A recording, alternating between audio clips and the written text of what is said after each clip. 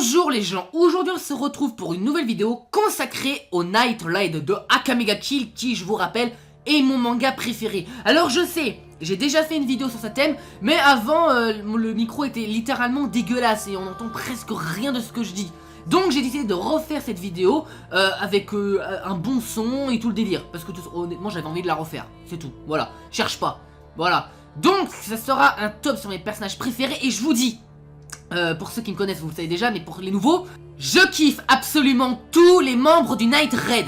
Voilà. Alors, choisir un personnage du Night Raid, pour moi, c'est un véritable supplice. Tu vois? Parce que je les kiffe tous. Bon, sauf pour les 3 premiers, hein, c'est mes 3 préférés du Night Raid. Mais autrement, c'était hyper compliqué pour moi de choisir, tu vois? Parce que je les kiffe tous. Pour moi, ils sont sur un pied d'égalité, sauf les 3 premiers. Voilà. Donc évidemment ça sera un top on ne peut plus subjectif, ce sont mes personnages préférés des membres du Night Raid. Faudra peut-être que je fasse une vidéo sur les Jiggers aussi, ça sera intéressant que je fasse ça aussi. Bref, ça je verrai pour plus tard. Donc ça sera une vidéo un peu reboot sur ce que j'ai fait avant. Mais bon, peu importe, j'avais envie de la refaire et puis c'est cool. Allez, sur ce, bon visionnage. À la 10e place, on retrouve Najanda, chef du Night Raid et ancien général de l'Empire. Elle est littéralement l'une des femmes les plus charismatiques et badass du manga.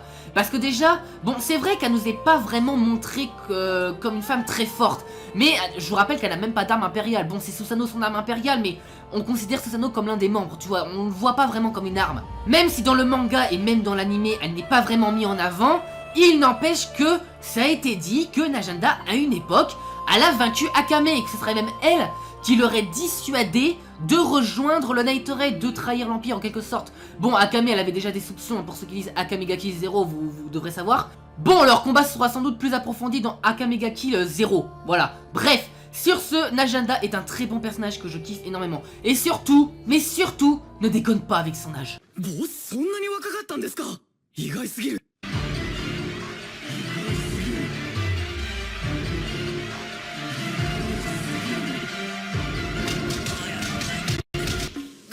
À la 9e place, on retrouve Shelley. Alors Shelley nous était introduit comme un personnage assez crucruche, j'ai envie de dire.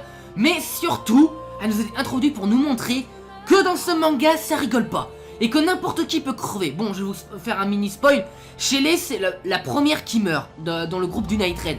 Et moi, je m'y attendais pas du tout. Parce que moi, vu que j'avais l'habitude de regarder du Naruto Fairy Tail, où ils reviennent toujours tous à la vie là. Ben moi, je me suis pris une claque, je me suis dit, quoi? Hein? Elle meurt tout de suite? Mais ça fait même pas, je sais pas combien d'épisodes. Au début, j'étais pas bien, je me suis dit, attends, elle est vraiment morte? Bah en fait, oui, elle était vraiment morte. En fait, elle nous a clairement été introduite pour nous dire, ça rigole pas, les gentils aussi peuvent crever. Voilà, bon, le Night Raid sont pas vraiment considérés comme des gentils, mais enfin, vous m'avez compris, quoi. Shelley, j'aime bien ce personnage, dommage que on n'a pas vraiment eu le temps de vraiment s'attacher à elle. Un peu comme Najanda qui nous a vraiment été mis en avant. Mais bon, j'aime quand même ce personnage. À la 8e place, on retrouve Main. Bon, une chose est sûre, je ne comprendrai jamais la logique que l'auteur a eue en choisissant les noms. Bref, peu importe. Main a une arme impériale qui est vraiment assez impressionnante, j'ai envie de dire. Une arme impériale d'ailleurs qui me rappelle les armes de Coyote Stark dans Bleach. C'est à peu près la même chose, mais bon, voilà, je vais pas comparer. Son arme impériale, elle est très simple. Plus que Main est en danger, plus que son arme impériale est puissante et plus qu'elle génère de l'énergie. Et c'est un truc vraiment grave abusé parce que l'énergie qu'elle utilise, ça peut militairement fondre la roche. C'est un truc de fou ça. Et bon, Main, c'est un bon personnage que au début j'ai eu beaucoup de mal à cerner, c'est vrai, mais après au fil de l'histoire, je l'ai kiffé bien évidemment. Dans le manga, elle est beaucoup plus mignonne. Vraiment, elle est beaucoup plus mignonne. À la 7e place, on retrouve Tatsumi. Alors Tatsumi est considéré comme le personnage central du manga. Et quelque part, on pourrait vraiment le croire puisque c'est lui qui est plus mis en avant. Mais le manga ne s'appelle pas Tatsumi ga Kill, mais il s'appelle Akame ga Kill. Donc, c'est comme dans Naruto, tu vas pas me dire que Sasuke c'est le personnage principal. Non, le nom du manga c'est Naruto, donc c'est Naruto le personnage principal. Bon, je sais qu'en vérité, le nom du manga c'est Red Ice Sword. Mais c'est Akame le personnage central. T'as même une édition spéciale qui est consacrée uniquement à ce personnage. Voilà. Mais je peux comprendre que les personnes considèrent Tatsumi comme le personnage principal, puisque c'est lui qui est plus mis en avant dans l'histoire principale. Je peux le comprendre et je l'accepte. Mais quelque part, on s'en fout. Ce personnage, je l'aime bien, parce que déjà au tout début c'était un petit fragile on va dire, mais il a rapidement mûri et il est carrément devenu un véritable tueur. Et j'aime énormément ce personnage et j'aime beaucoup son évolution dans le manga. Donc 7ème position, je pense que c'est une place acceptable pour ce personnage. À la 6ème place, on retrouve Susanoo. Susanoo est le personnage qui mérite littéralement son titre de badass. Bon, je sais que c'était une arme impériale, mais honnêtement, on s'en fout, c'est pas une arme ce mec. Ce mec, c'est un être vivant qui a des sentiments comme tout le monde, tu vois. Il mérite vraiment d'être considéré comme un être vivant, ce mec. Tu vois, bon, c'est un peu, il est de la même espèce que l'autre clébard de l'autre pute là. Bon, c'est Ryu, je dis que c'est une pute, mais en vérité, je la kiffe. Bon, peu importe. Susanoo, c'est un très bon personnage, j'aime beaucoup, je l'adore. Surtout en mode god, quand il est en mode dieu, tu vois. C'est cool, je le kiffe. À la 5ème place, on retrouve Chelsea. Alors je trouve que ce personnage, qui est arrivé un peu en retard dans la série avec Susanoo, a quitté la série un peu trop tôt, je trouve.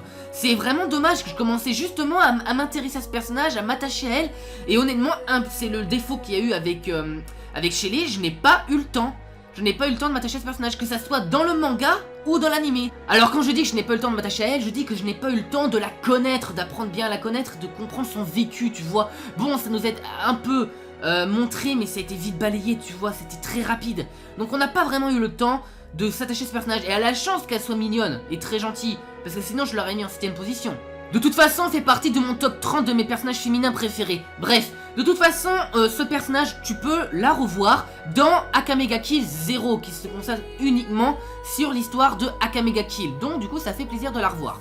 À la 4ème place, on retrouve Lubok. Donc Lubok, pour beaucoup de fans d'Akame ga Kill, c'est leur personnage préféré. Bah, évidemment, le pervers du groupe, tu vois. Mais honnêtement, ce mec, il est d'une badasserie sans limite. Toi, tu peux pas le savoir, bah oui, t'as regardé que l'animé. Mais dans le manga, c'est que totalement différent, parce que je vous dis que le manga prend une tournure bien différente de l'animé. Parce que l'animé a voulu faire trop vite, donc du coup ils ont modifié l'histoire. Et les conséquences en ce qui concerne ce personnage sont 1000 fois différentes dans le manga. Donc si tu aimes ce personnage, bah, va lire le manga, parce que je te jure que tu vas te prendre une grosse gifle dans ta grâce. Parce que honnêtement, bordel de cul, ce personnage il m'a fait fermer ma gueule. Honnêtement, je le kiffais avant, mais je le kiffais encore plus dans le manga. En plus ce mec il est resté fidèle à Najanda, tu vois. C'était beau, je kiffe, j'en pleure encore. Allez, 4ème position, Lubok, très bon personnage. À la 3ème place, on retrouve Bulat, ou Aniki pour les intimes. Bulat, tu vois, c'est le personnage que je voudrais avoir comme grand frère. Ce personnage, il est juste, mais mythique, mémorable, en ce qui me concerne, hein, je parle que de moi, évidemment. Mais honnêtement, bordel, ce mec, il est d'une badasserie, mais d'une fraternité aussi sans limite. Tu vois, le mec, je sais même pas le décrire tellement qu'il est parfait. Et j'étais clairement pas prêt en ce qui concerne ce personnage. Mais pas du tout. Ah, je me suis dit, putain, ma vie c'est de la merde. Ma vie c'est littéralement de la grosse merde. Ah, j'étais pas bien, j'étais pas prêt. Voilà. 3ème position, Bulat, ce mec qui... badass, grand frère. Oh, bordel, Bulat, je t'adore. À la 2ème position, on retrouve Léoné. Tu te rappelles quand j'ai dit avec Bulat que le mec c'était le grand frère? Eh ben elle c'est la grande sœur. Bon là je parle au nom de Tatsumi, parce que Tatsumi voyait Bulat comme un grand frère. Et dans le manga, c'est marqué que dans le manga, pas dans l'anime, il voit Léoné comme une grande sœur. Bon, je sais que pour la plupart des personnes kiffent ce personnage pour son physique assez dénudé. C'est vrai qu'elle est bonne, hein, on va pas se le cacher. Mais honnêtement, moi il y a un autre truc que j'adore chez elle, c'est sa personnalité. Cette personnalité d'être libre. J'adore ce genre de personnage, hein, on dirait pas, mais j'adore ce genre de personnage. Elle est fofolle, elle est gentille, donc tu peux que l'aimer ce personnage. Et moi je l'adore, je l'aime pour son caractère, elle est trop gentille. J'adore aussi son âme impériale, sa transformation en lion, c'est magnifique. Dans le manga, tu vois, elle prend une forme bien différente que dans l'anime, mais tu verras, c'est vraiment génial. Ce personnage, je l'adore, honnêtement j'adore. Et bien sûr, à la première place, on retrouve Akame. Bon, je vais être très clair. Akame, c'est ma waifu, c'est le personnage féminin que je préfère de tout manga et animé confondu. Elle est juste magique, elle est géniale. J'adore quand elle tue, j'adore quand elle rougit, j'adore tout. Elle est trop mignonne quand elle fait sa petite gourmande en train de manger un régiment entier de viande, bordel de merde. Tu lui fous 70 kilos de viande, elle te les bouffe en 1 minute, hein. Elle est folle. J'adore ce personnage, j'adore. Et en plus, elle est magique quand elle se met à assassiner. Bon, en vrai, je devrais même pas admirer ça, mais j'adore. J'adore ça, honnêtement, j'adore ça. Et en plus, c'est littéralement une tsundere, j'adore quand elle rougit. Elle est trop mignonne. Parce que tu vois, elle est un peu comme Shina de Sakurasu, tu vois. Elle fait genre, ouais, en mode balèque, et quand elle rougit, elle est mignonne. Elle est kawaii. Ma waifu. Voilà, j'aime ce personnage. Akame, première position, et elle le mérite bien. Voilà. Et voilà les gens, c'est la fin de cette vidéo, donc j'espère qu'elle vous aura plu. Donc vous, dites-moi quel est votre personnage de Akame ga Kill préféré, ou en particulier du Night Raid. Voilà, je ferai une vidéo sur les Jiggers, bien évidemment. Bon, ça viendra beaucoup plus tard. Mais voilà, donc sur ce les gens, je vous souhaite une très bonne journée et je vous dis à la prochaine.